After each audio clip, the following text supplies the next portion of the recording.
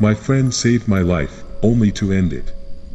I've been sad for a long time, I told my friend while sitting next to him on my patio.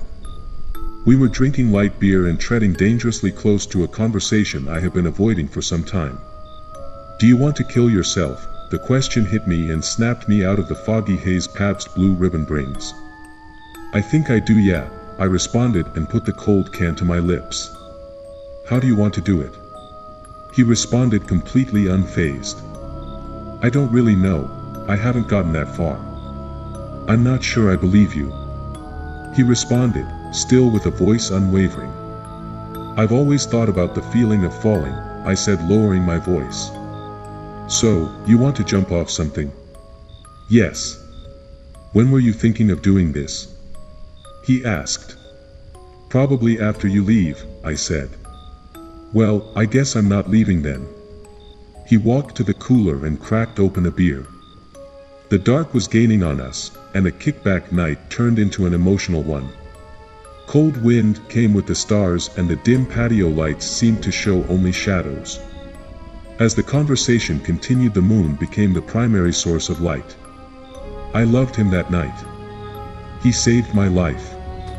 We talked about things we had talked about before, but it was different now. He wanted me to be alive, and I didn't want to be. At some point around 2 a.m. and 10 beers later, he said something with his arm around me. One day you're going to feel better. It may not have been then, or the weeks that followed, but I used those words to carry me through until I did. At some point, I really did. Couple weeks after confessing where my head was at, I started trying. I cooked for myself, and I woke up at a reasonable time. I cut back on my drinking significantly, and I took my garbage out.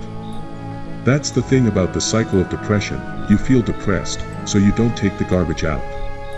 Then you get depressed about the garbage. You're fully aware of this and you focus on it, instead of just taking the damn garbage out. My friend arrived at my place multiple times the following month. Checking on me, telling me how proud he was. When you're that close you don't see it. I didn't know he saved my life just to end it. Far later in life, I dreamt he showed up at 2 a.m. banging on my front door. His breathing was heavy, so much so you could hear it through the door. He yelled he needed me.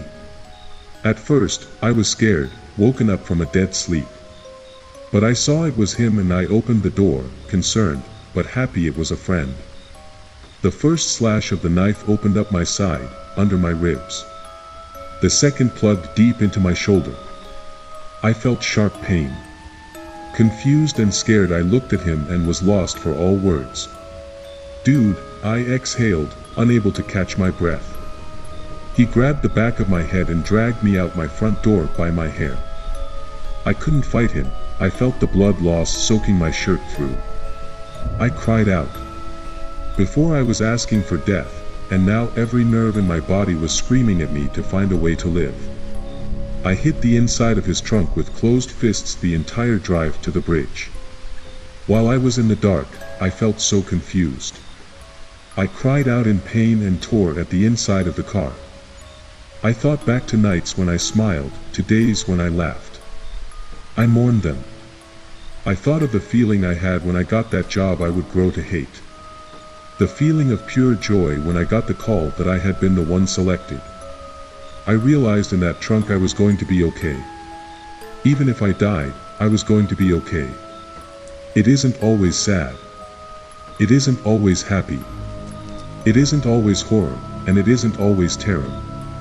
What it always is all of it. It is always sad, it is always happy, and it is always in between. It just is. When he opened the trunk, I had sunk to the back and kicked out with everything I had, striking his jaw. He grabbed at me and screamed out, "Come on, you're the one that wanted this." I was wrong, I answered back, my voice cracking loud as my tears poured. I grabbed at anything in the trunk to stay put. I didn't want to die. I never wanted to die. I was fucking wrong. He grabbed my stomach and opened me up with the blade. He squeezed my insides hard and made me gag. All I was able to choke out was, "No, no, no, no." I woke up and sobbed loudly. My friend died by suicide, 10 years after talking me out of my own.